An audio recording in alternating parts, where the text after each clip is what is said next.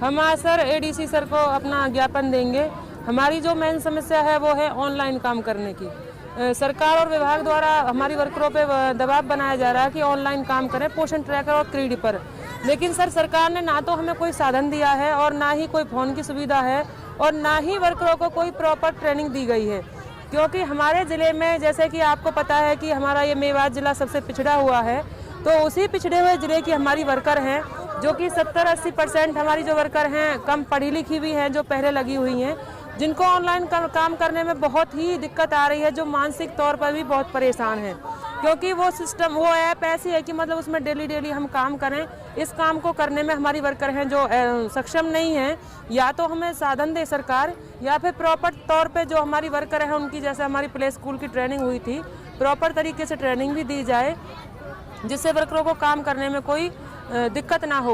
वर्करों में सर हमारा जो ऑनलाइन काम का सिस्टम है, हमारे और ज़िले से भी जैसे हमारी बात हुई है तो वहाँ सक्षम वाले काम कर रहे हैं, तो जो वर्कर हमारी काम नहीं कर सकती, हम चाहते हैं कि उनके लिए सक्षम वालों जो है वालों की सुविधा दी जाए, जिससे काम में कोई अड़चन ना आए। लेकिन सर हमारी वर्करों से ये काम नहीं होगा, क्योंकि वर्करें बहुत ही कम पढ़ी लिखी भी हैं इसमें, और बहुत ही जो 2011 से हमारे यहाँ कोई भी मतलब ज्वाइनिंग नहीं हुई है नई, तो उनको काम करने में दिक्कत आ रही है ज़्यादा।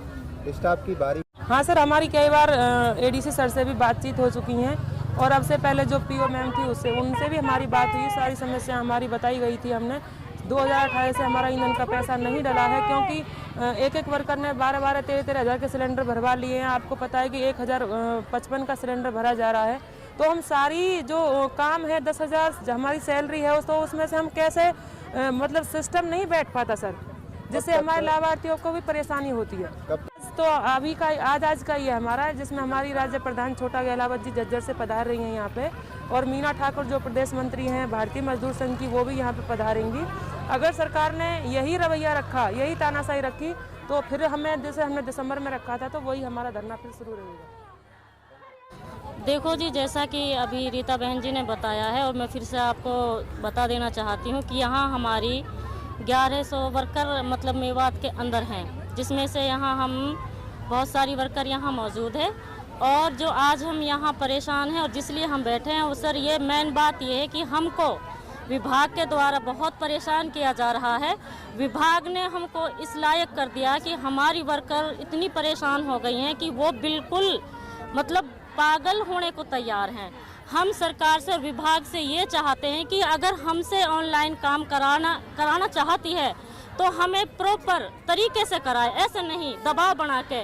हमें सारी फैसिलिटी है वो दी जाए जिससे हम ऑनलाइन काम कर सकें। इसके अलावा हमें प्रॉपर तरीके से सर्कल वाइज या ब्लॉक वाइज हमें ट्रेनिंग दी जाए। ऐसा नहीं है कि सरकार या विभाग अपनी मनसावा चला रही है कि भाई ठीक है खड़े हो काम करो, ऐसा नहीं है सर। ऑनलाइन किस प्रकार? पोषण ट्रैकर ऐप सरकार ने लॉन्च किया है, और हम आंगनवाड़ी वर्कर्स के लिए उसके अंदर ऑनलाइन मतलब जितने भी हमारे बेनिफिशरीज हैं, 0 से 6 साल के बच्चे हैं, प्रेग्नेंट महिलाएं हैं, दूध पिलाने वाली महिलाएं हैं, उनको हमें उसमें फीड करना है सर। वो जो सारा ऐप है वो इस तरह से एक बहुत सक्षम और पढ़ी लिखी मतलब महिला उसको चला सकती है। अब बगैर वजह उसको हमें सिखाया ना गया हो, उसकी हमें ट्रेनिंग ना दी गई हो, तो हम कैसे कर पाएंगे। कुछ एज मतलब हमारी वर्कर हैं जिनकी एज बहुत ज़्यादा है, वो बिल्कुल सक्षम नहीं है इस काम के लिए।